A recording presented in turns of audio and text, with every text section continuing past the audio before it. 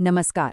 आज के इस खास विश्लेषण में हम एक ऐसे छिपे हुए स्वास्थ्य संकट पर बात करने वाले हैं जो सच में शरीर के कोने कोने को प्रभावित करता है।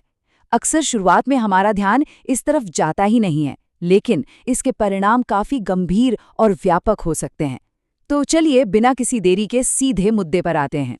जरा सोचिए, क्या लगातार थकान का बने रहना, बार बार बीमार पड़ना या बिना किसी ठोस कारण के पीठ के निचले हिस्से में दर्द होना, क्या ये रोजमर्रा की जिंदगी का एक आम हिस्सा बन चुका है? अक्सर लोग इन शारीरिक समस्याओं को सिर्फ दिन भर की भागदौड़ या बढ़ती उम्र का नतीजा मानकर टाल देते हैं, पर असल में इसे एक तरह की मेडिकल मिस्ट्री या चिकित्सीय रहस्य कह सकते हैं, जिसे सुलझाना बहुत जरूरी है। आखिर शरीर ये संकेत क्यों दे रहा है? और इस पूरी रहस्यमयी स्थिति के पीछे जो खामोश अपराधी छिपा है ना, वो है विटामिन डी की कमी। अब विटामिन डी सिर्फ कोई आम सा विटामिन नहीं है। ये हड्डियों की मजबूती, हमारी रोग प्रतिरोधक क्षमता यानी इम्यून सिस्टम और मांसपेशियों के सही से काम करने के लिए बिल्कुल फाउंडेशनल है, एकदम बुनियादी चीज। जब शरीर में इसका स्तर गिरता है तो समझ लीजिए पूरा का पूरा शारीरिक ढांचा ही डगमगाने लगता है। शरीर इस कमी के बहुत ही स्पष्ट और व्यापक चेतावनी संकेत देता है, जैसे कि पीठ के निचले हिस्से, पसलियों या जोड़ों में लगातार दर्द का बने रहना।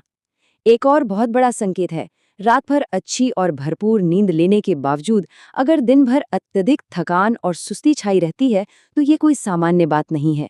मांसपेशियों में बार बार ऐंठन आना, कमजोरी महसूस होना और यहाँ तक कि बालों का तेजी से झड़ना, ये सब इसी कमी का सीधा परिणाम हो सकते हैं। मतलब ये कमी सिर्फ एक जगह नहीं, शरीर के लगभग हर हिस्से पर अपना असर छोड़ती है। लेकिन बात सिर्फ बाहरी दर्द या थकान तक ही सीमित नहीं है। इसकी गहरे सिस्टेमिक संकेतों को समझना भी उतना ही जरूरी है। विटामिन डी की कमी सीधे हमारे इम्यून सिस्टम पर वार करती है, जिससे सर्दी, जुकाम और इन्फेक्शंस बार बार पकड़ते हैं।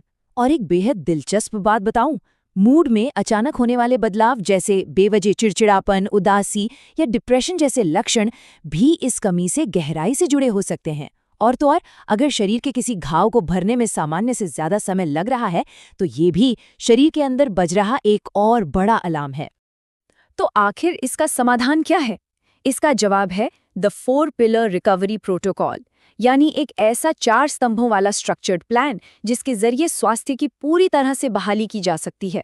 इस प्रोटोकॉल का पहला और शायद सबसे असरदार स्तंभ है प्राकृतिक धूप। लेकिन यहाँ कब और कैसे का ध्यान रखना बहुत जरूरी है। सुबह 8 बजे से 10 बजे के बीच का समय इसके लिए एकदम परफेक्ट माना जाता है। बस 15 से 20 मिनट बाहर बिताना काफी है। और सबसे अहम बात, चेहरे, हाथों और पैरों पर सीधी धूप पड़नी चाहिए, तभी शरीर इस प्राकृतिक स्रोत को सबसे बेहतरीन तरीके से एब्जॉर्ब यानी अवशोषित कर पाता है। अब आते हैं दूसरे स्तंभ पर, जो हमारे दैनिक आहार से जुड़ा है। इसमें एक तरफ तो प्राकृतिक स्रोत हैं, जैसे फैटी फिश जिसमें सैल्मन, टूना और सार्डीन आती हैं, और अंडे की जर्दी। और यहाँ एक बहुत ही मजेदार ट्रिविया है। क्या पता था कि यूवी किरणों के संपर्क में उगाए गए मशरूम विटामिन डी का एक बहुत ही शानदार स्रोत होते हैं? बिल्कुल। वहीं दूसरी तरफ हमारे पास फोर्टिफाइड फूड्स हैं, जैसे विटामिन डी युक्त दूध, फोर्टिफाइड दही और यहाँ तक कि फोर्टिफाइड अनाज और मक्खन। ये रोजमर्रा की साधारण सी चीजें इस कमी को पूरा करने के बहुत ही शक्तिशाली साधन बन सकती हैं। तीसरे स्तंभ की बात करें तो यहाँ प्राकृतिक उपायों और मेडिकल इंटरवेंशन के बीच एक स्पष्ट लकीर खींचना बहुत जरूरी है। एक तरफ धूप और आहार जैसे प्राकृतिक तरीके हैं जिन्हें जीवन शैली में आसानी से शामिल किया जा सकता है, पर दूसरी तरफ है विटामिन D3 कैप्सूल्स, ड्रॉप्स और सप्लीमेंट्स।